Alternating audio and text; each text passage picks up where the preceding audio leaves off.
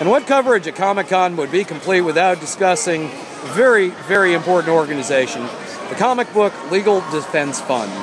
This is a group fighting for one of my favorite causes, free speech within their industry. Fortunately today, we've been lucky enough to pin down Charles Brownstein, who's the executive director of the organization. How's it going, Charles? It's going great. How are you doing, Loki? Oh, I'm hanging in there. 3 days of coverage. I could use another whiskey and a coffee.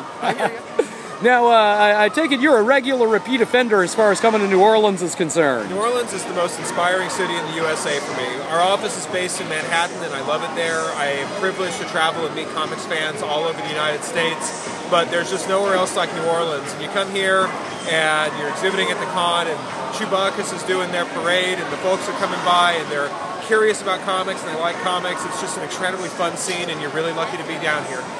So tell some of our watchers out there a little bit about what the CBLDF is and how it came to be. Sure. The Comic Book Legal Defense Fund is a nonprofit organization that protects the freedom to read.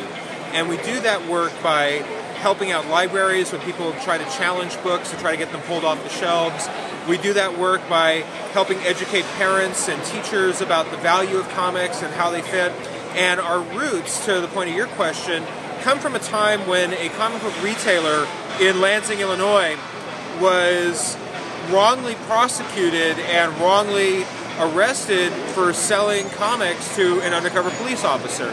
He had stuff like Robert Crumb, Electra Assassin, Cherry Pop-Tart, Elf Quest, so things that we now look at and go, oh yeah, those are all great comics for people in their older teens or adults. And he said that these comics are exclusively for kids and they're going to warp kids. And so this guy was arrested, charged with promoting obscenity, and convicted of promoting obscenity. And so the industry decided, we're not going to take this, and they raised a collection to wage the appeal. We won the appeal, and that was the origin and the birth of the Comic Book Legal Defense Fund. And ever since then, for the last 25 plus years, we've been protecting retailers. These days we're protecting readers and just raising general awareness about the rights that all of us who love this amazing medium are afforded. Outstanding. Now, if somebody wanted to find and support your effort online, where would they look? You should come to Comic Book Legal Defense Fund's homepage at www.cbldf.org. And over there you're going to find so much cool stuff. We have a great daily news blog which has news on all of the latest efforts against censorship, things happening in libraries in the States, international issues. We just on Thanksgiving ran a piece, why are we thankful for the First Amendment? Here's places without it where artists are being persecuted. Let's celebrate what we have here. We also have resources, case files, all kinds of great information for students and the casually interested alike. So please go to cbldf.org. You can learn more, you can sign up for membership, you can donate for great premiums like the signed graphic novels that we get from great people like Alan Moore and Neil Gaiman. And just come on out. We're a community effort, and we're just grateful to have people like you joining our community and fighting for this stuff we all love. So out of curiosity, has the CBLDF got any particular big projects in the work coming up? You bet we do. We were just lucky enough to receive a $60,000 grant from the Gaiman Foundation to support our education work. And this is going to really amplify our ability to help parents and educators learn more about comics and protect comics more. So in 2013, you're going to see us publish Manga Introduction Challenges and Best Practices, which is designed for libraries to navigate the manga category. Hold on, technical difficulties, folks. There we Want me to go. go back to start on that? No, go ahead. We're going to be doing manga best practices to educate the library category, the library world.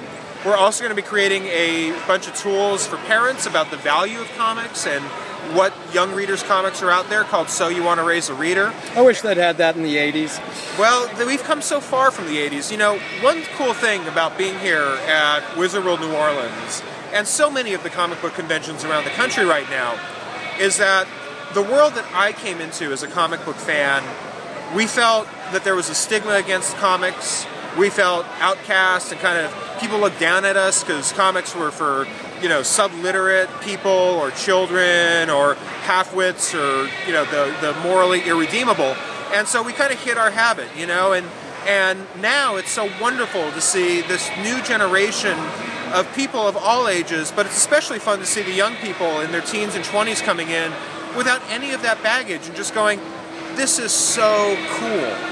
And when those folks come up to our booth and they learn about our work, it's great to see them get invested and go, yeah, right on, protect my freedom to read. And you know, the world that we're in, it would have been great if we had that resource in the 80s to help parents understand comics and graphic novels, but you know what's cool?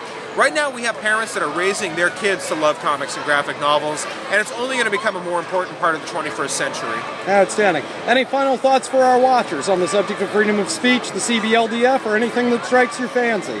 Thank you for paying attention. Thank you for reading comics. Thank you for being open-minded. There's sometimes stuff that we don't necessarily individually like, but to step back and go, okay, but they've got a right to it, and to try to have dialogue is what's important. More speech is always better than less speech, and so let's work together to have more speech and to expand the boundaries of this great medium. This is Loki from HumanCity.com and PlaneJammerChronicles.com, and I endorse this message.